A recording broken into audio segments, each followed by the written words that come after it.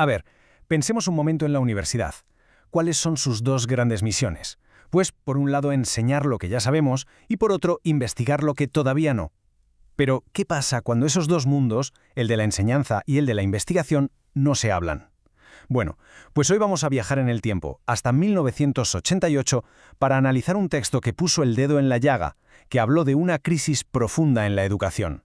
Una grieta que, la verdad, a lo mejor sigue muy abierta hoy en día. Vale, este es el plan. Primero vamos a entender bien ese problema, el de la universidad dividida. Después veremos qué consecuencias tiene esa división. Luego exploraremos la solución que se proponía, la integración.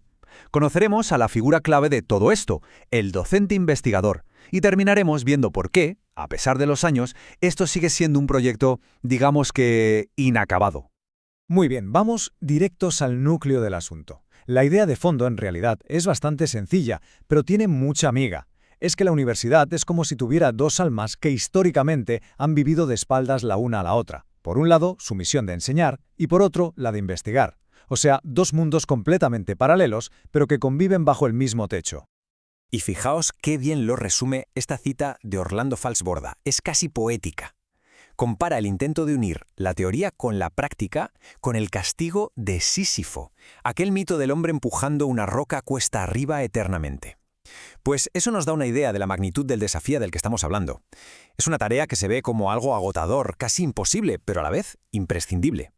Aquí se ve clarísimo. Por un lado, la docencia. ¿En qué consiste? En transmitir certezas, lo que ya está establecido, el conocimiento consolidado. Y por otro lado, la investigación, que es, bueno, justo lo contrario. Es el acto de suspender esas certezas, de ponerlas en duda para buscar algo nuevo. Son, en el fondo, dos impulsos casi opuestos, que están forzados a convivir en la misma institución. Pero ojo, que esto no es solo una diferencia, digamos, filosófica. Lo más importante que señalan estos textos es que la propia estructura de la universidad reforzó esta separación. Las facultades, por un lado, se dedicaban a enseñar, a formar profesionales, y mientras tanto la investigación quedaba relegada a institutos, a centros especializados.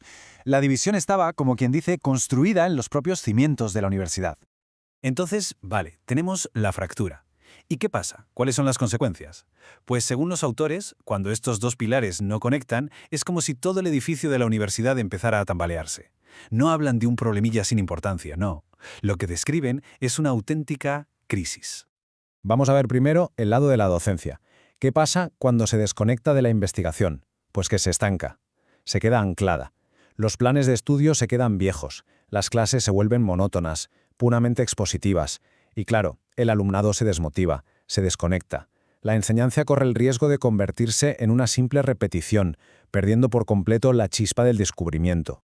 Pero cuidado, que la investigación también sale perdiendo, y mucho. Si se aísla en su torre de marfil, corre el riesgo de volverse totalmente irrelevante. Pierde el contacto con las necesidades reales de la sociedad. Y lo que es más grave, fracasa en una de sus misiones clave, formar a la siguiente generación de investigadores. Se queda sin cantera, por así decirlo. Y todo esto, claro, tuvo una consecuencia cultural que fue muy perjudicial. Se creó una especie de jerarquía. Por arriba, el investigador, el productor de conocimiento, la figura de prestigio, y por abajo, el docente, relegado a ser un mero reproductor, un simple transmisor. Un estereotipo que, como denuncian los autores, devalúa de una forma tremenda la labor de enseñar. Vale, ante este panorama tan desolador, los textos proponen una solución que en su momento fue radical. La idea no es arreglar cada área por separado, no. La solución es unirlas. Es, literalmente, construir un puente sólido y permanente entre el mundo de la docencia y el de la investigación. Claro, aquí llega la pregunta del millón. Si hemos dicho que son mundos tan distintos, con lógicas y hasta estructuras separadas, ¿cómo narices se construye ese puente? ¿Por dónde empezamos? Pues la clave, según los autores, está en un concepto: praxis. Hay que olvidarse de esa idea de que primero va la teoría y luego la aplicamos, la práctica. No, la praxis es un ciclo constante. La acción, la experiencia en el aula, genera reflexión, genera teoría, y esa reflexión, a su vez, transforma nuestra siguiente acción. Es un diálogo continuo, se alimentan la una a la otra sin parar.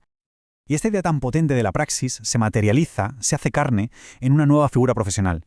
Y esta figura es, sin duda, el corazón de toda la propuesta. Aquí lo tenemos, en la portada de uno de los ensayos clave, el docente investigador. Y ojo, que el nombre no engañe. No se trata de que un profesor deje de dar clase para ponerse a investigar en un laboratorio, o de que un investigador de repente se meta en un aula. No, es algo mucho más profundo y transformador. La idea es que el propio acto de enseñar se convierta en el objeto de la investigación. El aula pasa a ser una especie de laboratorio. El docente ya no es alguien que simplemente imparte una materia, no. Es alguien que se pregunta constantemente, ¿cómo estoy enseñando esto? ¿Qué problemas están surgiendo? ¿Cómo están aprendiendo mis estudiantes? Y a partir de esas preguntas, de esa reflexión, genera nuevo conocimiento pedagógico. Y claro, esta integración no es algo que pase de la noche a la mañana, no es como darle un interruptor. Los autores proponen una especie de escalera, de niveles. Se puede empezar por algo básico, ver la investigación como un paradigma, o sea, como una forma de pensar de manera más crítica en el aula. De ahí, se puede pasar a usar la investigación para organizar mejor las clases. El siguiente escalón ya es más potente, generar conocimiento nuevo desde la propia experiencia docente. Y el nivel superior, el más profundo, es cuando la reflexión sobre la práctica se convierte en un motor constante de investigación. Pero vamos a ser realistas. Esto es mucho más fácil de decir que de hacer. Para que una figura así, la del docente investigador, funcione de verdad, los cimientos de la universidad tienen que cambiar. No vale solo con la buena voluntad de unos cuantos profesores. Hacen falta cosas muy concretas. Tiempo para reflexionar, formación específica, estudiantes que sean activos y críticos, y sobre todo, un cambio de mentalidad, un cambio estructural en toda la organización. Y esto nos lleva directamente a la parte final de este análisis. Porque una de las cosas más interesantes es que los propios autores ya en aquel lejano 1988 eran superconscientes de que su propuesta era más un horizonte al que caminar que una realidad inmediata. Lo veían como lo que era, un proyecto absolutamente necesario, sí, pero también inacabado. Vamos, que no eran nada ingenuos. Sabían perfectamente que estaban pidiendo una transformación radical y que el camino para conseguirla iba a estar lleno, pero lleno de obstáculos. Y esos obstáculos eran de todo tipo. Por un lado, faltaba gente formada para liderar este cambio. Además, había mucha resistencia institucional. Las universidades no estaban por la labor. Luego estaba el riesgo de simplificarlo todo, de confundir investigar con aplicar un par de técnicas nuevas en clase y ya está. Y quizá la crítica más dura de todas, el peligro de que el mito del docente investigador se convirtiera en una excusa para cargar todavía más a los profesores, pero sin darles ni el tiempo ni los recursos necesarios para hacerlo bien.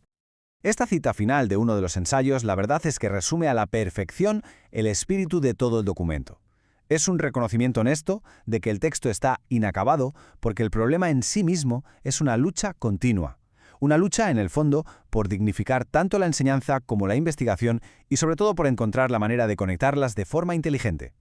Y con esta pregunta cerramos el análisis de hoy. Han pasado ya unas cuantas décadas desde que se escribieron estas reflexiones, y la pregunta es inevitable.